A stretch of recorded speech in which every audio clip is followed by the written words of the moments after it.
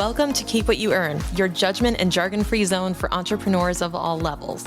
Get ready to learn how to scale your business, save money in taxes, and create a business that grows your wealth. If it feels like the financial side of business is like eating your vegetables, well then think of this podcast as the ranch dressing to make the process a little more enjoyable. My name is Shannon Weinstein. I'm a CPA and business owner on a mission to simplify money and empower others through knowledge. I hope this episode inspires you to take action, but remember that the information we share is for educational purposes only and is not individual tax advice. Now that we got that out of the way, let's start the show.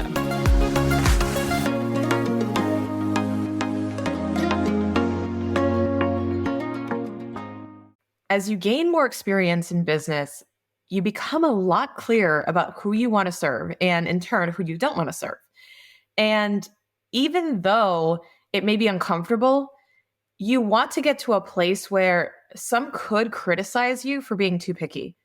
You actually want to be on the edge of being too picky because ideally you want to be in a position where you can afford to be. That's the ideal. You want to be super clear about who it is you want to serve and not really settle a whole lot. Reduce the percentage of times that you're settling over time. In the beginning, you're going to work with people you may not want to work with, or you're going to be saying yes to a lot more opportunities. But then over time, you're going to start converting those yeses into nos, and you're going to start being really, really clear about which ones are a hell yes and a hell no. And a lot of my mentors have said, if it's not a hell yes, it's a hell no. And while I agree with that, there are a lot of times in the early stages of business where you really can't afford to say hell no to everything. So there is a balance. But I think that a lot of times saying yes to a lot of different opportunities and working with a lot of different people can lead you to defining what those lines are between the hell yes and the hell no. And one of the things that we've done in my company is gotten super clear about who we want to serve. And a lot of this was founded in working with folks and realizing what we did or did not like about serving those people.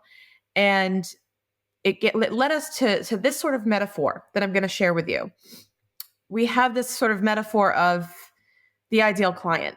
And a lot of folks will articulate who the ideal client is in the form of, industry, niche, specialty, type of business, like profile data, right?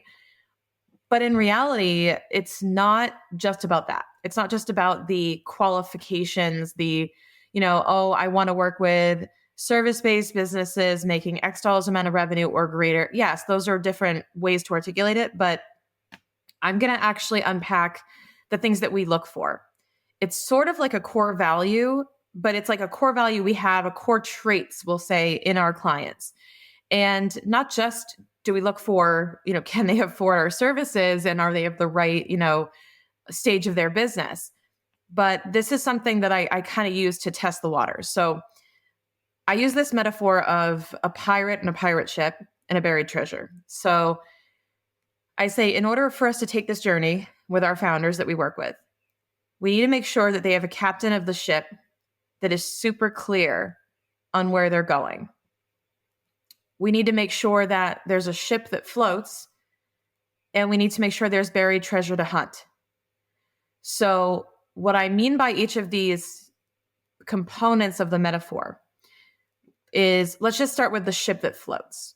A ship that floats, meaning there needs to be a vessel, there needs to be a business, there needs to be a viable vehicle to reach the mission. There needs to be something that floats. And by that, I literally mean it has to be cash flowing. It has to be cash flowing. There has to be a proven offer that you can rest on. There has to be, this shouldn't be a business that is testing the waters and doing their first offer ever. This is a low seven-figure, mid-tier seven-figure business that has proven that there's a viable offer, but maybe just wants to grow and take it to the next level. So that's an ideal for us. The second thing is the captain. The captain has to be motivated to steer the ship. The captain has to be able to stand in that role and turn the wheel, right? And have some sense of pride in what they're going after, which is the buried treasure. So when we talk about the buried treasure, we're talking about a mission, a goal, a very clear idea of what they want out of this journey, a very clear idea of, whether that be a personal goal, a professional goal, something like that, a financial goal, saying, I want to provide for my family. I want to buy my parents cars. I want to, have legacy wealth. I want to be able to donate to charity. I want to be able to, right? All of these different goals. And if they're super clear on what those goals are, then I feel like we can be on board for that mission because we all can be motivated by that buried treasure we want to help them find. I think of that movie, Pirates of the Caribbean, with Jack Sparrow, right?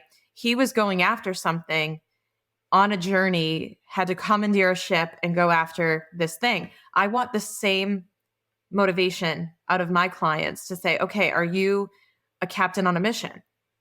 Are you a captain on a mission on the ship? Because it has to stay afloat in order to get there. And we have to know where we're going. And we have to be motivated enough collectively to have a clear idea of what it is we're looking for when we get there. Let me ask you something. Will this be the year that you break that bookkeeping cycle?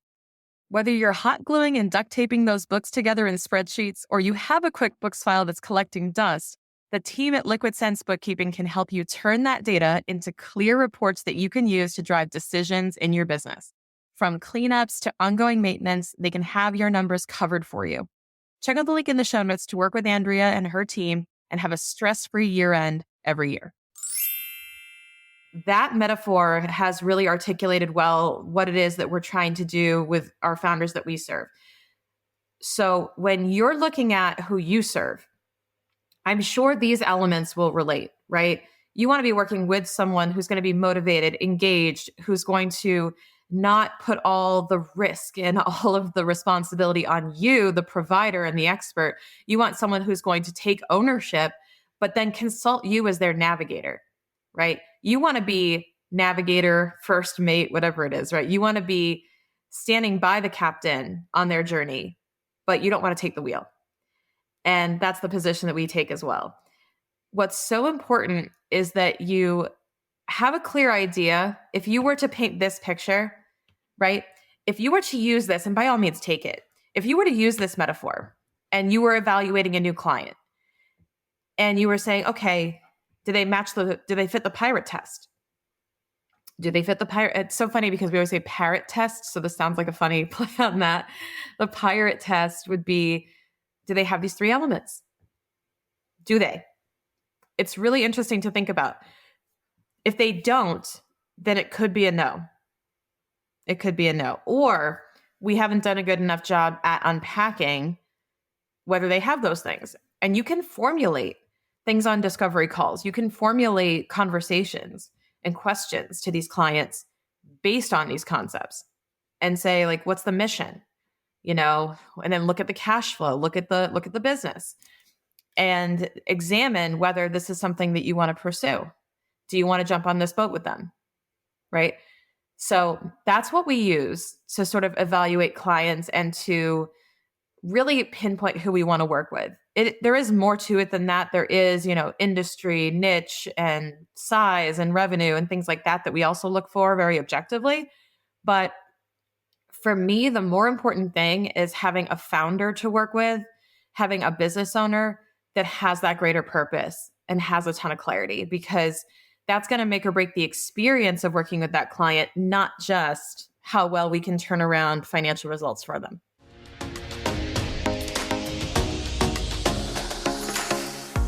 If you're an entrepreneur who's just starting out, it can be overwhelming to think about all the responsibilities you have when it comes to financial management and taxes. Even if you've been binging this podcast, implementing all of it can be really stressful if you don't have a clear list of action steps and know exactly what you should be doing right now. Luckily, we organized all of this for you in the Business Financial Quick Starter. This is your one-stop shop for beginning steps of entrepreneurship so you can build your business confidently from day one. This is not me teaching accounting, no way. It's a specific set of essential action steps to save you a lot of time, money, and headaches as you embark on your own entrepreneurship journey. We cover everything from setting up your business bank account all the way through avoiding a surprise tax bill. Now, as a podcast listener, you get 10% off with code KEEPWHATYOUEARN, all one word. So dive in now and access your business financial quick starter.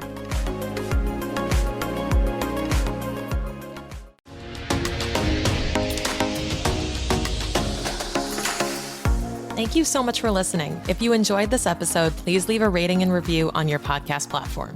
This small action goes a long way for podcasters to get our message heard by more business owners just like you. Be sure to check out the show notes for links to information about our guests and ways to get in touch with me. We'll see you on the next episode.